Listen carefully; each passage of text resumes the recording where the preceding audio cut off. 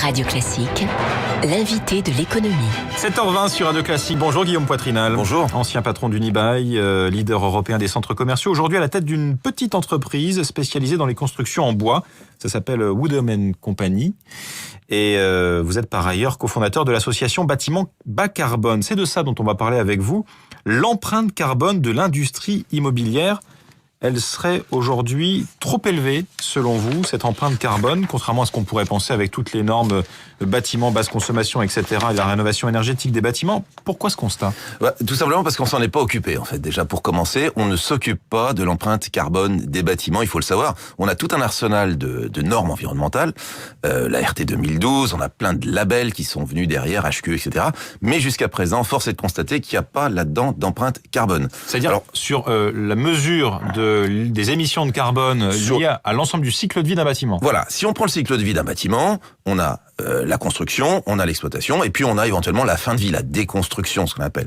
Eh bien, on s'est occupé de quoi sur ce cycle de vie ? On s'est occupé principalement d'abord d'exploitation, et dans l'exploitation, on s'est occupé de kilowattheures au mètre carré, c'est-à-dire de performance énergétique. Ce que consomme un bâtiment en énergie. Voilà, mais la question du réchauffement climatique, c'est pas tellement celle-là. Enfin, celle-là est importante, évidemment. On a fait beaucoup de progrès, d'ailleurs, sur la question de la performance énergétique, et tant mieux. Mais la question essentielle pour le climat, c'est la question de l'empreinte carbone, c'est-à-dire combien de CO2 va émettre votre bâtiment. Et quand on regarde cette question-là, la question essentielle, c'est pas tellement aujourd'hui, notamment à cause des progrès qu'on a fait, mais c'est pas tellement l'exploitation, c'est surtout le facteur de construction. Comment est-ce que vous construisez ?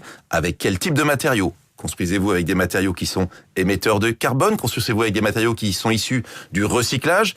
Construisez-vous avec des matériaux qui sont issus du biosourcé, c'est-à-dire qui sont capteurs de carbone au lieu d'être émetteurs de carbone. Et aujourd'hui, on est loin du compte en termes de construction ? Aujourd'hui, il faut savoir, là, si on remet le paysage, 28% des émissions françaises, c'est le bâtiment. À l'intérieur de ce bâtiment, à peu près la moitié, c'est l'exploitation des bâtiments existants, et il y a encore du travail à faire là-dessus, notamment sur les bâtiments, tout ce qu'on appelle le parc tertiaire existant, les passoires énergétiques. Les passoires énergétiques. Mais il y a encore la moitié de ces 28%, c'est-à-dire autour de entre 10 et 14% selon les calculs, c'est l'acte de construire lui-même. C'est pour ça que vous militez pour des constructions en bois ? C'est-à-dire que nous, on peut pas tout construire en bois. Alors pas tout construire en bois, bien sûr que non, mais on milite pour une réflexion et une prise en compte de ce facteur carbone dans la construction. Il faut absolument réduire notre empreinte carbone de la construction, et ça veut dire méthode de chantier, des chantiers avec moins de camions, des chantiers plus respectueux, en fait, probablement l'utilisation de matériaux moins lourds. Comment on fait des chantiers avec moins de camions ? Eh bien, tout simplement, on amène sur le chantier le matériau. Alors ça, le bois, là-dessus, permettez-moi juste une petite parenthèse. Le bois, et notamment les nouveaux matériaux de type bois lamellé contre-collé croisé, qui viennent remplacer les voiles traditionnelles de béton, évidemment, là, on est très très gagnant, parce que on va avoir une diminution des rotations de camions par un facteur de 6 à 8 fois. Simplement parce qu'un camion de CLT transporte 45 mètres cubes de matériaux, là où une toupie à béton transporte 6 à 7 mètres cubes. Excusez-moi d'être aussi détaillé ce matin de bonne heure. C'est important. Voilà. Mais on va également, en fait, avoir l'empreinte carbone du matériau lui-même. Et il faut savoir que la plupart des matériaux traditionnels sont très émetteurs. Alors, notre industrie du béton fait énormément de progrès, et on a la chance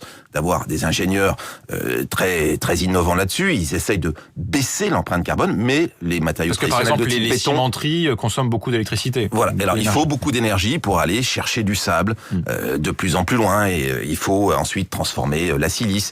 Il faut ensuite transporter ce béton depuis la toupie à béton, et généralement, vous voyez, on les voit sur les ports de la Seine, par exemple ici, jusqu'au chantier. Donc l'industrie traditionnelle, elle est très très très émettrice. Et puis le béton, c'est très lourd. Le béton, c'est 2500 kilos au mètre cube, là où le bois, ça va être 500 kilos au mètre cube. Et donc quand on met tout ça bout à bout, évidemment, on arrive vers deux solutions. D'abord des matériaux recyclés, c'est-à-dire qu'ils ont déjà eu leur empreinte, et leur empreinte est beaucoup moins. Donc voilà, il y a eu une expérience très intéressante sur le parvis de la mairie de Paris sur les matériaux recyclés. Et puis des matériaux non recyclés, c'est-à-dire matériaux neufs, si vous voulez, mais qui sont issus de la nature. Pourquoi ? Le bois, par exemple. Par exemple, le bois. On a aussi la paille, le chanvre. En fait, quand vous avez un matériau d'origine biosourcée, c'est simple. L'arbre, par exemple, a capturé pendant toute sa vie des molécules de CO2. Il a cassé la molécule de CO2, il a stocké le carbone et renvoyé l'oxygène. Le plus simple pour décarboner l'atmosphère, c'est de laisser pousser nos forêts. Mais Les arbres ne poussent pas jusqu'au ciel. Donc au bout d'un certain temps, le gros arbre avec beaucoup de carbone, eh bien, il meurt ou il arrive à sa maturité. On a plusieurs solutions. Un, on le laisse mourir. C'est l'oxydation. Et, un petit peu comme vos vaches, tout à l'heure, dont j'entendais dire, eh bien, ça remonte vers l'atmosphère. Deuxième possibilité, vous sortez cet arbre, ce carbone, ce stock de carbone, vous vous chauffez avec. C'est bien si ça remplace une ressource fossile.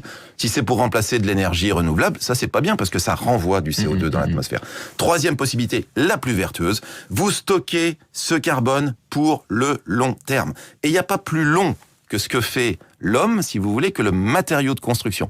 Et donc nos maisons, nos bâtiments, nos immeubles, nos bureaux, nos commerces peuvent devenir demain d'immenses pièges à carbone. On peut même faire des tours en bois, paraît-il ? On va faire des tours en bois. Là, tout à l'heure, en hommage à Euratlantique, qui est, vous voyez, tout ne se passe pas à Paris. À Bordeaux, il y a un magnifique projet de tours en bois, donc tours résidentielles et avec des bureaux qui va être en bois. Mais en tout cas, dès aujourd'hui, je peux vous dire, il y a plusieurs bâtiments d'une dizaine d'étages qui sont en cours. L'entreprise que je dirige en fabrique un à Ris-Orangis avec Jean-Michel Villemotte et Eiffage. Vous voyez, Jean-Michel Villemotte comme architecte, bâtiment résidentiel pour Immobilière 3F et Grand Paris Aménagement qui est le détenteur du foncier. Donc on est au travail pour démontrer qu'il est possible aujourd'hui de construire autrement en regardant avant tout la question de l'empreinte carbone. Et les promoteurs immobiliers vous suivent là-dessus ? Les promoteurs immobiliers, ils sont là, contrairement à ce qu'on aurait pu penser. Parce que la tour triangle à Paris, la future tour triangle à Paris, elle sera pas en bois. Ah non, celle-là, elle peut pas être, elle est pas en bois, mais j'espère que demain, il va y avoir des évolutions de mentalité, y compris dans mon ancienne maison, Unibail-Rodamco, qui est le promoteur de cette tour triangle, parce que ça me semble absolument essentiel. Les promoteurs, ils sont là. Oui. Les promoteurs sont là, qu'il s'agisse des grands noms que vous connaissez tous, Bouygues, Vinci, Eiffage, mais aussi BNP Paribas Immobilier, vous avez Constructa, vous avez Gessina, ils sont tous là, et ils sont tous là pourquoi ? Parce que finalement, ils se disent, il n'y a pas d'autre possibilité que le principal critère dans cet univers finalement très diffus des critères environnementaux, le principal critère de demain, ça soit l'empreinte carbone. Merci Guillaume Poitrinal pour votre engagement et votre passion. Donc aujourd'hui à la tête de Woodham & Company, une petite entreprise de construction en bois, on l'a compris, et puis ancien patron d'Unibail et par ailleurs cofondateur de cette association toute récente, Bâtiment Bas Carbone, cofondée avec Jean-Michel Villemotte. Voilà, bbca.org. Merci beaucoup. C'était l'invité de l'économie sur Radio Classique. Avec